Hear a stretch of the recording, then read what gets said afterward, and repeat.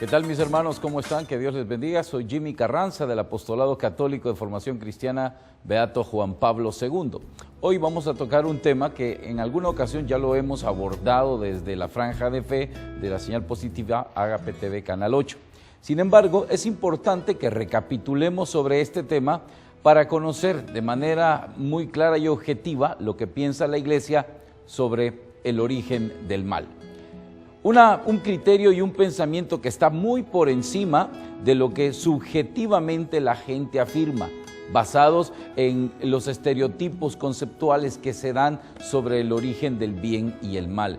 Entre estos estereotipos conceptuales está el siguiente. Usted reconoce este símbolo, precisamente es el símbolo del Yin Yang. Algunas personas han llegado a suponer que existe una dualidad equitativa entre el bien y el mal y existe una lucha permanente entre ambos, de manera que nunca va a haber un resultado ni a favor ni en contra de ninguna de las dos partes. Sin embargo, el concepto y el pensamiento cristiano está muy distante de lo que piensa este criterio de orden oriental sobre el origen del mal. Es importante reconocer y hacernos la siguiente pregunta: ¿Dios creó el bien en equidad con el mal? Muchas personas así lo piensan. Es más, algunos filósofos o profesores de filosofía de algunas universidades cuestionan a sus alumnos, a sus estudiantes creyentes, haciéndoles preguntas como, por ejemplo, bueno, si Dios es el creador de todo, pues Él creó también el mal. De manera que si Dios creó el bien, también crea el mal y lo pone en orden equitativo. Pero los pensadores de la Iglesia, también en la Iglesia tenemos gente que piensa mucho, los filósofos de la Iglesia han tratado de dar respuesta a esta situación conceptual que la gente tiene en torno al origen del mal. Empecemos recordando una afirmación que aparece en el Catecismo. Lo primero que nos dice el Catecismo de la Iglesia es que debemos de purificar nuestro hablar, nuestro lenguaje de todo lo que tenga de imprecisión, es decir, los católicos tenemos que aprender a ser objetivos en nuestro hablar, de manera que estemos apegados a la sana doctrina, no a lo que piensa el vulgo, no a lo que se suele decir, sino a lo que realmente la Iglesia afirma y piensa sobre determinadas verdades. Vamos a empezar ahora a ir respondiendo a esta cuestión sobre el origen del bien y el mal. Dios, primero que nada, hay que entender que nos hace partícipes de su providencia. El Catecismo, que es la primera referencia dogmática o doctrinal de la Iglesia, nos hace esta aseveración. Dios concede a los hombres incluso poder participar libremente en su providencia. Evidentemente, Dios es el que crea todo, pero permite al hombre que participe, que colabore en el desarrollo de esa creación. De manera de que si Dios en manera absoluta creara todo, pues no tendrían aquí razón de ser los agricultores y aquellos que de alguna manera alteran el curso normal de la naturaleza. Recientemente llegó un señor, un jardinero a mi casa y empezó a hacerme en unos árboles que tengo frente a mi casa lo que él llamaba unos injertos para alterar de alguna manera esa planta que yo tengo afuera de mi casa. Eso, pues obviamente es la participación humana dentro del plan creador. Dios creó esos palitos, pero quien está haciendo ya la combinación es el hombre. Por tanto, Dios da así al hombre el hecho de ser causa inteligente y libre para completar la obra de la creación. De alguna manera nosotros evidentemente no creamos, pero sí alteramos lo que Dios ha creado. Eso quiere decir que en la existencia del bien y el mal, el hombre tiene una participación directa. No es causa inocente, sino que, como dice el Catecismo de la Iglesia, es una causa inteligente y libre para completar la obra de la creación. Seguido de esto, tenemos entonces que hacernos el siguiente planteamiento, la siguiente pregunta. Pero si Dios, fíjese lo que dice esta pregunta, si Dios quiere el bien para el hombre, ¿jugará Dios con el hombre poniéndole el mal en el camino? Esta es la gran pregunta. Pareciera ese Dios como el gato que juega con el ratón antes de comérselo. Pareciera que Dios quiere que el hombre se salve, pero le pone trampas, el mal. para que el hombre se aparte de él. De manera que aquí el diablo juega un papel de inocencia absoluta, porque el único artífice de los tropiezos humanos es el mismo Dios. Entonces, si Dios no quiere que pequemos, ¿por qué crea el pecado? ¿Por qué pone las tentaciones? ¿Por qué pone esto? Acordémonos, hermanos, que uno de los elementos gratuitos que Dios nos dio fue el libre albedrío, es decir, la capacidad de poder elegir hacer lo que nos venga en gana. De manera que el hombre es libre para escoger entre el bien y entre el mal. Ahí está el tazón de veneno, pero yo soy libre de decir lo tomo o no lo tomo. Si yo lo tomo, soy un tonto. Si no lo tomo, pues soy un hombre inteligente que preservo mi vida. Por eso es importante entender cómo participamos nosotros en el proceso creador, en la obra creadora que Dios está realizando. Nos permite participar, pero tampoco Dios crea las cosas negativas para que el hombre caiga, para que el hombre sea sometido al poder de la esclavitud. Alguien diría, pues si Dios no quiere que nos endroguemos, ¿para qué crea las drogas? Hace algunos años yo estuve hospitalizado en una operación que me hicieron y casualmente me inyectaron una droga, morfina, para mitigar el dolor. Pues para eso sí se ocupa, pero de ahí a que la gente la use para sus servicios placenteros y de adicción, pues eso es otra cosa. El punto es que estamos desvirtuando o alterando de manera desvirtuada el curso normal de la naturaleza. Hay cosas que evidentemente nosotros tenemos que entender. Hay quienes afirman, pero si Dios hizo todo perfecto, ¿por qué existe el mal? Bueno, vamos a hacer la primera aseveración. Dios, primero que nada, no hizo un mundo imperfecto, ¿sí? Un mundo que no sirve. La gente dice, si es el hombre es imperfecto, total, siempre va a caer. Cuidado, al decir esto estamos diciendo que no sirve. Lo imperfecto es que no sirve, que no funciona bien. Recientemente compré un aparato en mi casa y cuando lo llevé a la casa funcionó unos días y luego se apagó, dejó de funcionar. Alguien diría, pues lo único que tiene es que dejó de funcionar. Pues es imperfecto, no sirve, no me funcionó. Pues el hombre no es que sea, o la creación no es que sea imperfecta, pero tampoco Dios hizo un mundo perfecto. A diferencia de lo que muchos creen, que Dios hizo un mundo totalmente perfecto donde ya no haya nada que mejorar. Algunas personas sostienen que así fue, que ya no hay nada que mejorar, que al contrario, el hombre es el que ha arruinado lo perfecto que Dios hizo. Cuidado, no es así. Primero hay que entender lo siguiente, si bien es cierto Dios no hizo un mundo perfecto, pero lo hizo un mundo perfectible.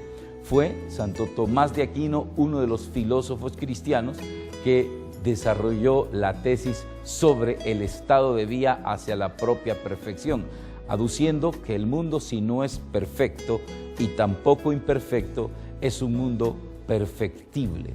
Los seres creados, incluyendo al ser humano, somos seres creados en estado de vía hacia la perfección.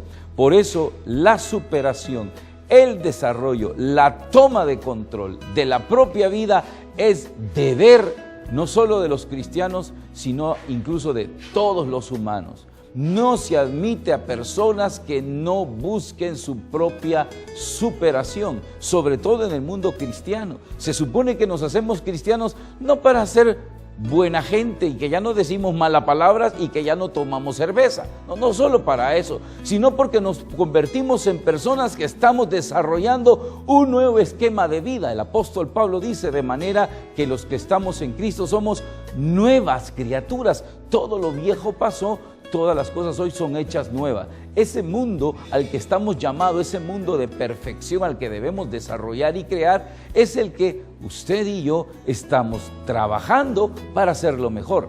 Por supuesto, con la ayuda, la venia de Dios. Por tanto, no se crea que Dios nos dejó el paquete ya terminadito, sino que tenemos que completarlo, irlo mejorando. Ahí cabe el pensamiento sobre la evolución. Sí, los cristianos creemos en la evolución, evidentemente.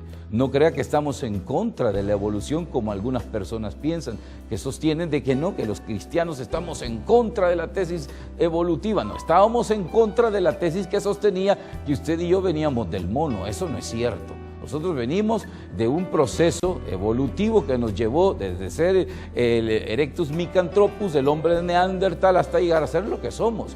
evidentemente eso ocurre.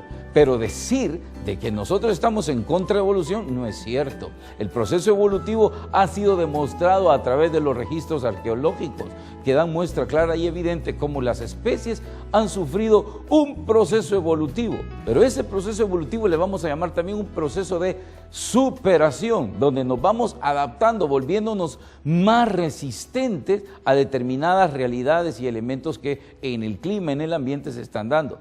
Pues de manera interior, de manera intrínseca, el hombre tiene también que buscar su propia superación. Vamos de menos a más. El problema es cuando el proceso es invertido. El hombre quiere ir de más a menos. Usted puede ver, por ejemplo, un joven que anda perdido en las drogas. Es impresionante ver cómo muchos muchachos que deambulan por las calles pidiendo dinero, lo hacen dentro de un círculo vicioso. Piden dinero, van a comprar la droga, se endrogan, piden dinero, van a comprar la droga, se endrogan, no salen de ahí. Ese dinero, algunos se ufanan de decir que son mucho dinero el que consiguen a diario, y es verdad. Yo estuve muy de cerca de muchachos de esta naturaleza que no les bajaba de $50 diarios. Pero ¿para qué le servía? Imagínense usted, con un sueldo de $50 diarios, hombre, está haciendo alrededor de $1,500 en el mes. Pero esta persona, todo lo ocupan para la droga. Estas personas van de más a menos. ¿Por qué?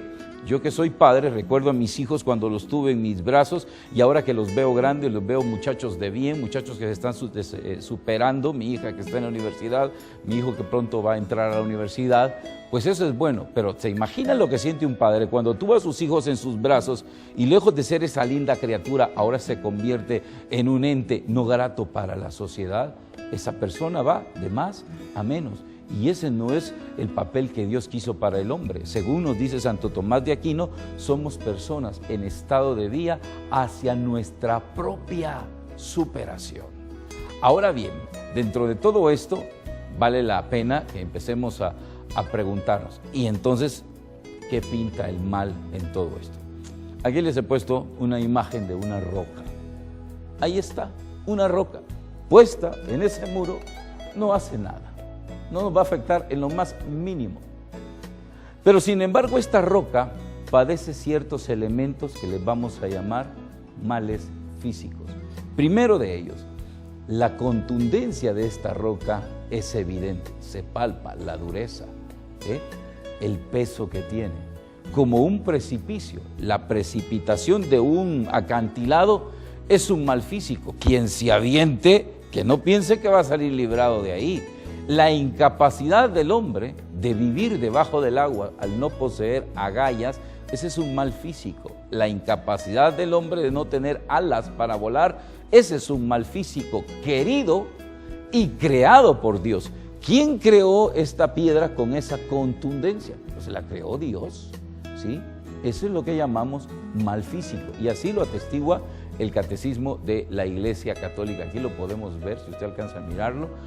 Claramente nos dicen que hay un mal creado por Dios y querido por Dios, que precisamente está plasmado en la naturaleza. Si usted se va a dar o se tira de frente contra una pared, seguro se va a romper la cabeza, porque la pared es dura. Ese es un mal físico. No cree usted que se va a tirar, pero como usted es santo, la pared le va a resultar colchón. Eso no es cierto, ¿sí? Esos son los males físicos creados por Dios. El efecto que produce la mordedura de una víbora, el efecto que produce el envenenamiento por el consumo de una fruta prohibida o una fruta venenosa, pues evidentemente esos son males físicos. Hoy en día oía la noticia por la televisión de unos jovencitos que habían sido picados por las abejas africanizadas. Pues esos son males físicos. Estas animalitas no es que reaccionan por el pecado del hombre, reaccionan de esa manera. Ya sus instintos milenarios les hacen que reaccionen de esa forma. Es como pretender que un tigre lo vamos a alimentar a base de frutas y verduras. Si el animal ha sido creado, todo su instinto fue creado para que fuera un carnívoro, así está clasificado. Y si usted se pone frente a un tigre hambriento, se lo va a comer y no necesita ser pecador, aunque sea una santa persona. Si usted es una persona que no entiende que el tigre en su instinto tiene que comer carne, lo va a comer. Ese es el mal físico. Ahora, ¿de dónde viene el mal que afecta verdaderamente al hombre. Aquí tenemos, a lo mejor usted alcanza a apreciar esta gráfica. Esta es una catapulta donde se ponían la piedra anterior y era lanzada. Era un arma de guerra, lo que serían ahora los antiaéreos.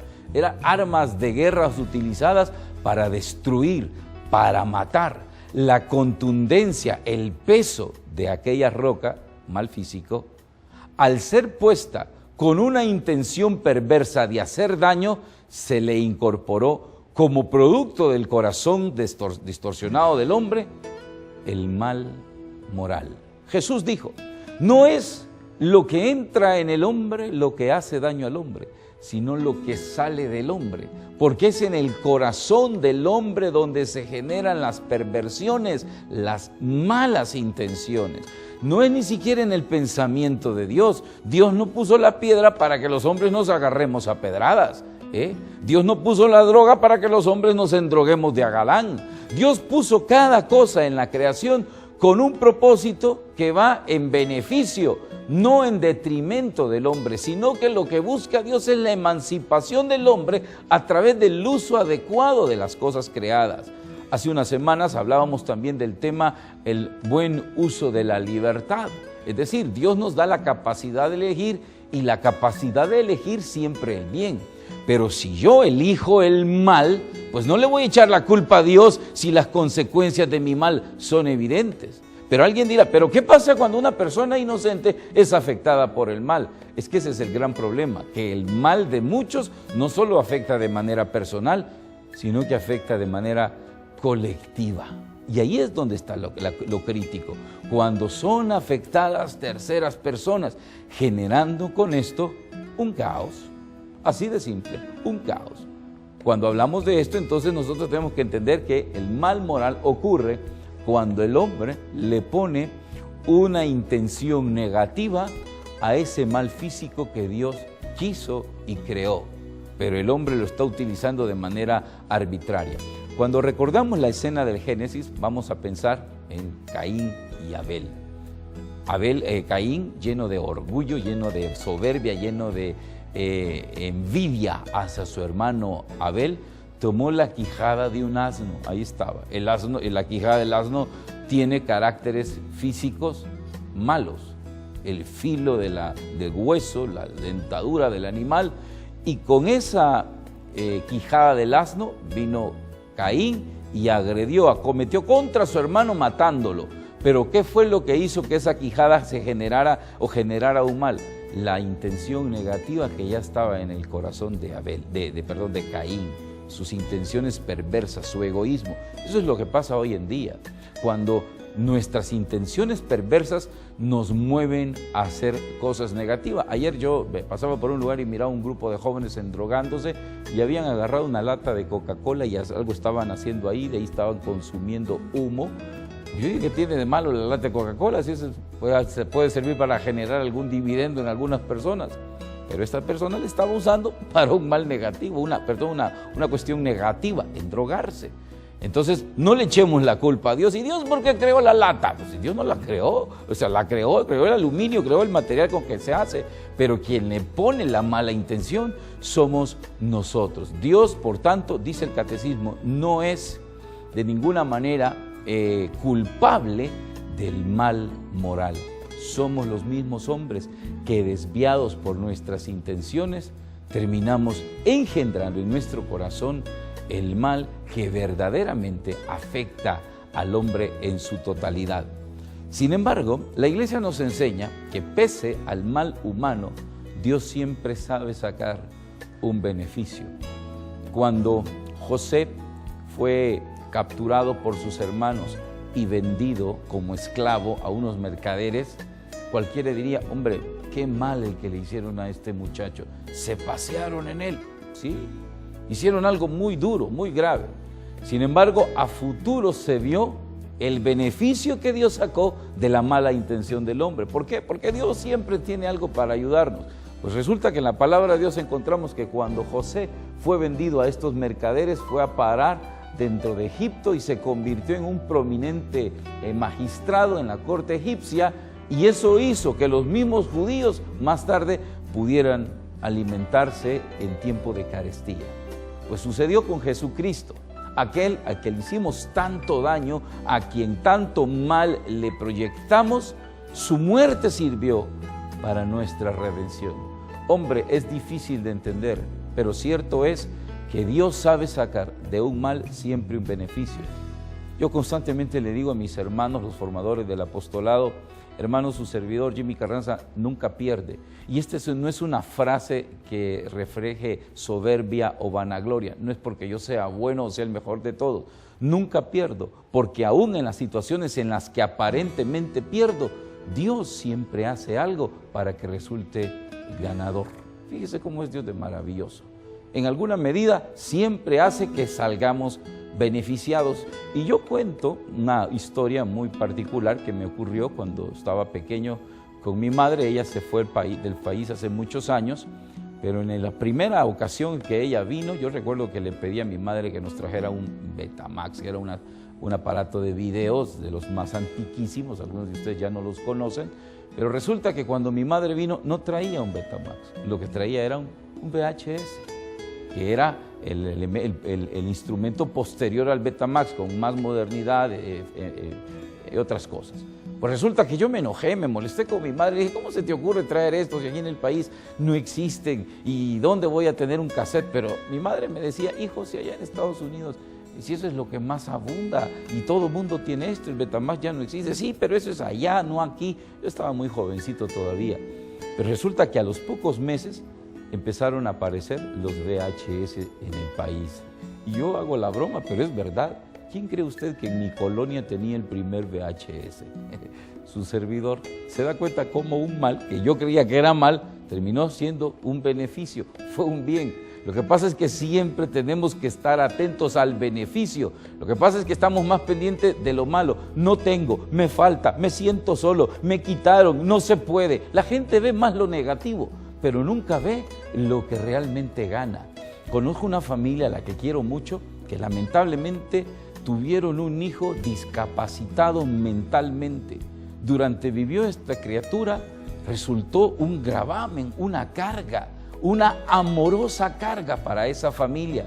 Pero hay que decirlo, les limitaba, no les permitía realizarse como familia en plenitud. Este chico lo tuvieron por 18 años.